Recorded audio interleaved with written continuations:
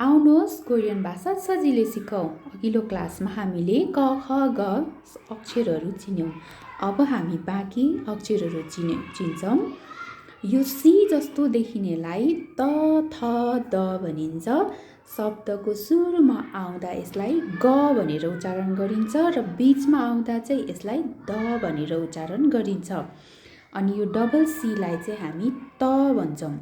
अनि यो एरो तलतिरपट्टि घोप्टेकोलाई हामी स भन्छौँ र दुईटा एरो तलतिर छ भने त्यसलाई तालबेसको स भन्छौँ।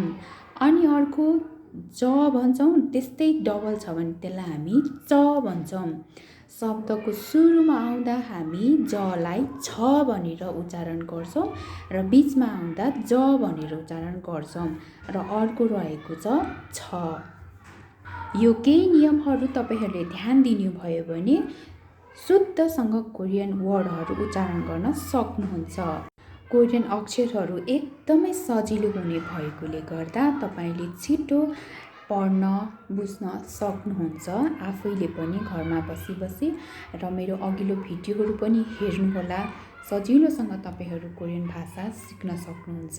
मलाई फलो गर्नुहोला। नेक्स्ट भिडियोमा फेरि भेटौँला।